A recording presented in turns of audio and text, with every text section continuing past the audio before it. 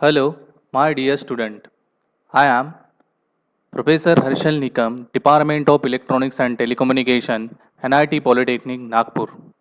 Dear student, today we will discuss about the numericals based on RC phase shift oscillator.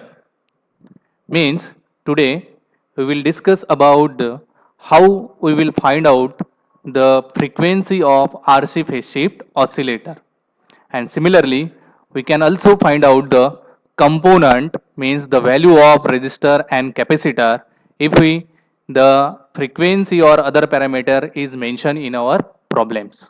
Okay so शुरू करते हैं कि हम आज कैसे फाइंड आउट करेंगे फ्रीक्वेंसी या फिर कंपोनेंट के value of RC phase shift oscillator.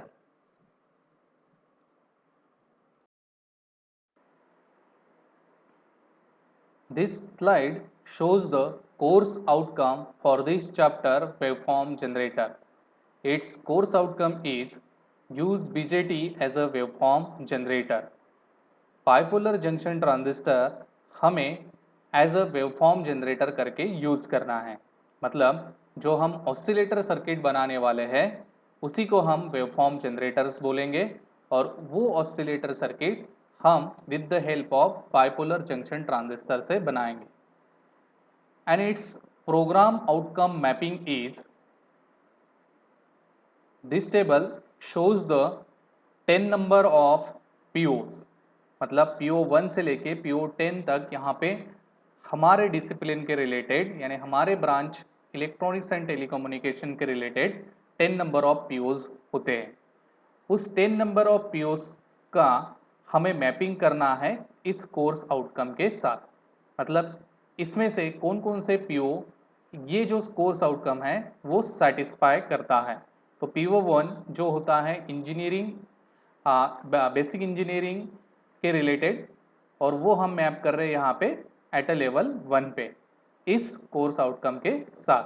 PO2 जो हमारा रिलेट करता है डिसिप्लिन नॉलेज के रिलेटेड और वो हम मैप कर रहे हैं 3 लेवल से क्योंकि वेवफॉर्म जनरेटर्स पढ़ने के बाद इलेक्ट्रॉनिक्स एंड टेलीकम्युनिकेशन का नॉलेज हमारा अपग्रेड हो रहा है इसलिए हमने यहाँ पे हाई लेवल पे मैप किया है.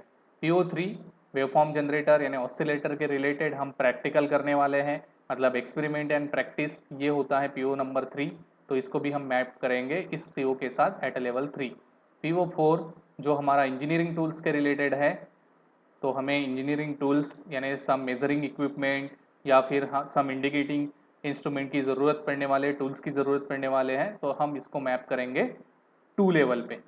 सिमिलरली PO9 हमें कम्युनिकेशन करना होगा जो भी हमने एक्सपेरिमेंट किए हैं उसके रिलेटेड सोसाइटी के अंदर हमें कम्युनिकेट करना पड़ेगा या फिर नॉलेज शेयर करना पड़ेगा तो इसको मैंने 1 लेवल पे मैप किया है.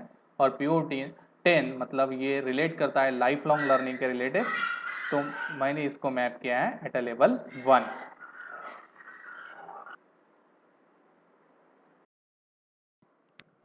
Before going into detail about how we will find out the frequency of RC phase shift oscillator, so before we learn some learning outcomes means after completing this session you all are able to draw the circuit diagram of RC phase shift oscillator, calculate frequency of oscillator, and third identify the component used in oscillator circuit. मतलब आपको RC phase shift oscillator की circuit बराबर draw करते आना चाहिए. उसके base पे जो फ्रीक्वेंसी का फॉर्मूला है आरसी फेज शिफ्ट ऑसिलेटर का उससे हम फ्रीक्वेंसी कैलकुलेट करेंगे और आरसी फेज शिफ्ट ऑसिलेटर में जो कंपोनेंट हमने यूज किए हैं लाइक रेजिस्टर एंड कैपेसिटर उसको आइडेंटिफाई करता आना चाहिए. So after completing this our today session you all are able to learn this outcome. This slide shows the prerequisite knowledge. Means before going into detail about the RC phase shift oscillator, you must to know some previous knowledge. That is need of oscillator. ये already हमने previous lecture में discuss किया है कि oscillator की ज़रूरत क्यों होती है. Next types of feedback. Feedback यानी क्या होता है और फीडबैक के कौन से टाइप होते हैं. जैसे हमने फीडबैक मतलब आउटपुट में से कुछ अमाउंट ऑफ सिग्नल सिलेक्ट करके वो फिर से इनपुट के साथ मिक्स करना, इसको हम फीडबैक बोलते हैं। ये फीडबैक दो प्रकार के होंगे, एक पॉजिटिव और दूसरा नेगेटिव। जनरली नेगेटिव फीडबैक हम एम्पलीफायर के लिए यूज़ करते हैं और पॉजिटिव फीडबैक हम ऑसिलेटर के लिए यूज़ करते हैं। Next, block diagram of oscillator. ये भी टॉपिक हमने प्रीवियस लेक्चर में पढ़ा है। ब्लॉक डायग्राम ऑसिलेटर में अगर हम उसको कंसिस्ट करते हैं एम्पलीफायर से, सिंगल स्टेज सी एम्पलीफायर से, और एक होता है feedback network. Classification of oscillator, ये भी बहुत इंपॉर्टेंट टॉपिक है जो आपको आज आरसी फेज शिफ्ट ऑसिलेटर के पढ़ने के पहले पता होना ज़रूरी है कि कितने टाइप के ऑसिलेटर सर्किट होते हैं। तो आज हम उसी में से आरसी फेज शिफ्ट ऑसिलेटर पढ़ रहे हैं।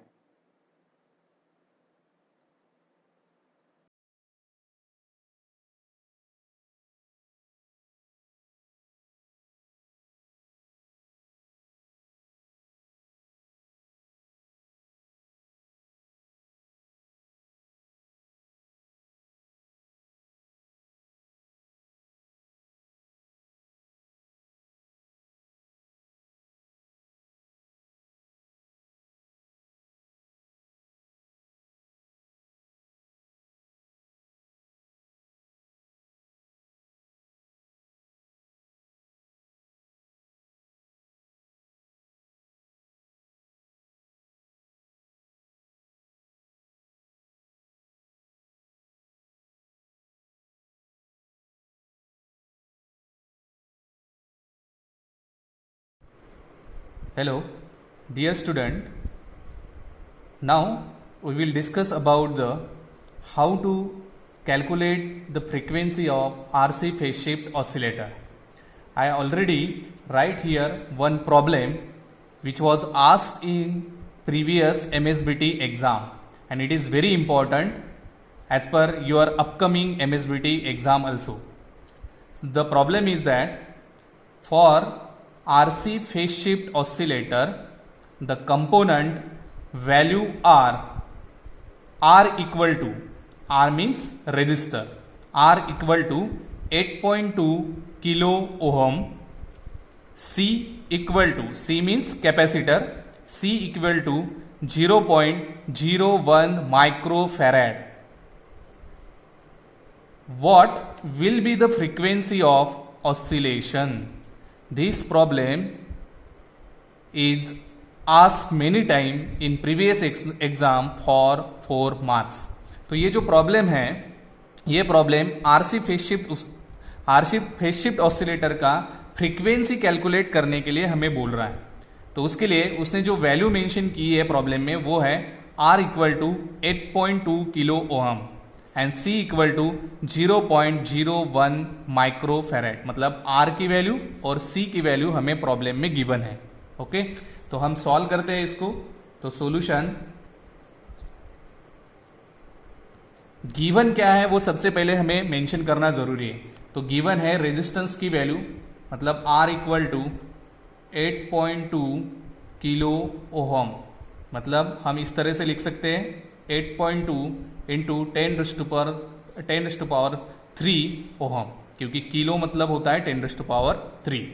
वैसे ही C इक्वल टू 0.01 माइक्रोफेरेड। तो माइक्रो का मतलब होता है 10⁻⁻6, तो इसको हम लिखेंगे 0.01 इंटू 10⁻⁻6 फेरेड, क्योंकि यहाँ पे हमने रेजिस्टर की वैल्यू में K इक्वल टू 10⁻3 लिखा और माइक्रो का मतलब होता है 10⁻6। ओके, तो ये दो वैल्यू हमें गिवन है प्रॉब्लम में।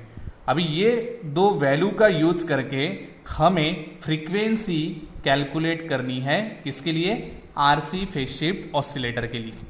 तो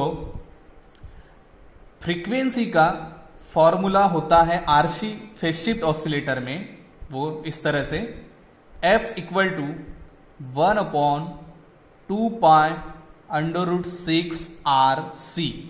ये फार्मूला है आरसी फेज शिफ्ट ऑसिलेटर की फ्रीक्वेंसी कैलकुलेट करने के लिए, वेयर F इज फ्रीक्वेंसी जो हमें कैलकुलेट करने के लिए बोला है, 1/2 पाई, पाई की जो भी वैल्यू रहेंगी वो हमें यहां पे पुटअप करना है, √6 RC, R मतलब रेजिस्टेंस जो प्रॉब्लम में गिवन है, और C मतलब होता है कैपेसिटर जो प्रॉब्लम में गिवन है। तो now we put this value in this formula, F equal to 1/2 pi, pi की वैल्यू मतलब यहां पे हम लिखेंगे इंटू 3.14 इंटू √6 इंटू R की वैल्यू कितनी दी है हमें 8.2 इंटू 10⁻3, 8.2 इंटू 10⁻3, C की वैल्यू कितनी दी है हमें 0.01 इंटू 10⁻⁻6, 0.01 इंटू 10⁻⁻6। तो यहां तक हमने पूरे वैल्यू जो हमें प्रॉब्लम में गिवन थे वो यहां पे हमने पुटअप कर लिए। Now it is very simple, just put the value in calculator and find out the frequency. तो हम अभी ये पूरे वैल्यू जो हमने फॉर्मूले पुटअप किए हैं वो हम कैलकुलेटर में पुटअप करेंगे और डायरेक्टली फ्रीक्वेंसी कैलकुलेट करेंगे। तो यहां पे मैं पुटअप कर रहा हूं 1 divide 2 into 3.14 multiplied by √6 multiplied by 8.2 into 10⁻³ multiplied 0.01 into 10⁻⁻6। तो डायरेक्टली मैंने कैलकुलेटर में वैल्यू पुटअप कर दी और अभी मैं मुझे फ्रीक्वेंसी मिल जाएंगे। The frequency is 7.17। फ्रीक्वेंसी कितनी है 7.17। ओके, यहाँ पे जस्ट अपने को √ थोड़ा कैलकुलेट बराबर करना पड़ेगा। √ में सिर्फ एक ही टर्म आनी चाहिए, √6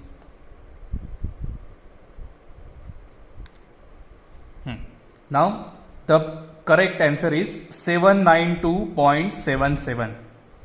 आंसर कितना है हमारा 792.77 हर्ट्ज। हम यहां पे लिखेंगे 792.77 हर्ट्ज।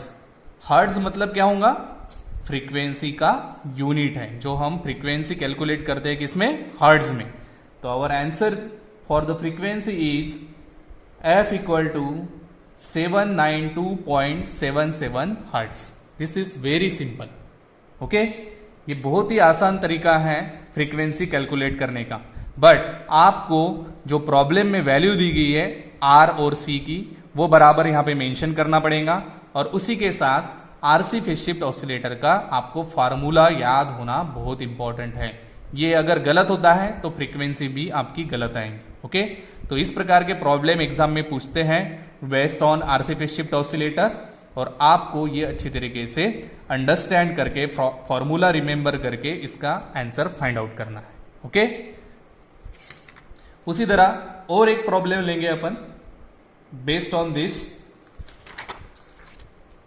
ओके, तो यहां पे मैंने मेंशन किया है already problem based on RC phase shift oscillator, और अपना प्रॉब्लम है calculate resistance value for a frequency of 2 kilohertz in RC phase shift oscillator with value of capacitor 0.01 microfarad. तो यहां पे हमें जो गिवन है वो गिवन यहां पे सबसे पहले लिखना जरूरी है। तो हमें यहां पे गिवन है जो वैल्यू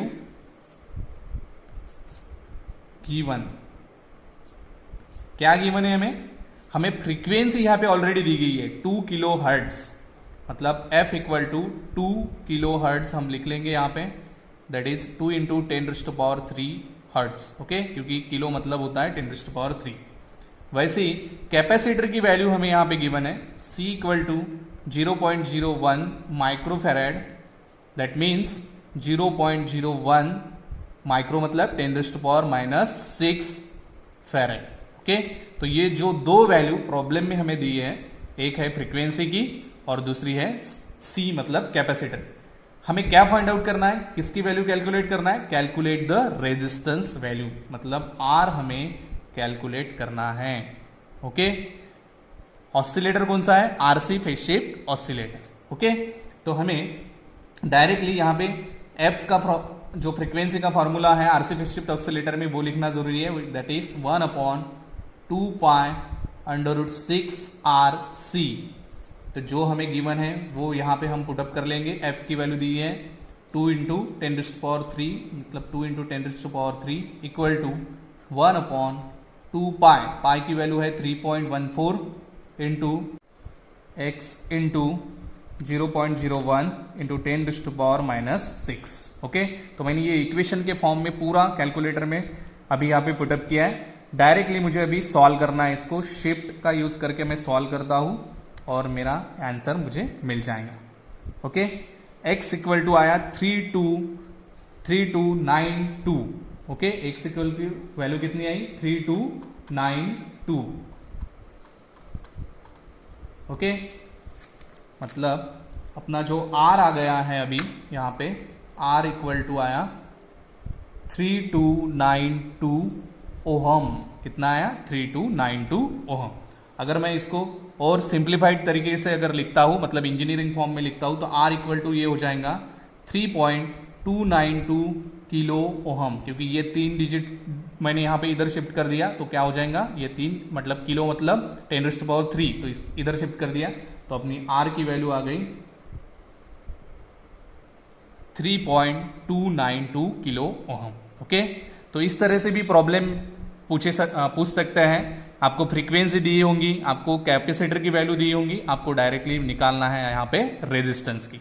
सिमिलरली आपको कैपेसिटर की वैल्यू भी फाइंड आउट करने के लिए पूछ सकते हैं, मतलब आपको फ्रीक्वेंसी दी होंगी, रेजिस्टेंस की वैल्यू दी होंगी, आपको फाइंड आउट करना रहेगा कैपेसिटर की। Okay, so it is very simple. ये प्रॉब्लम पूछते हैं 4 मार्क के लिए, ये बहुत ही सिंपल प्रॉब्लम है। Okay, so that's all from my side about the problem of RC phase shift oscillator, and I also provide some problems for homework also. Okay, thank you so much.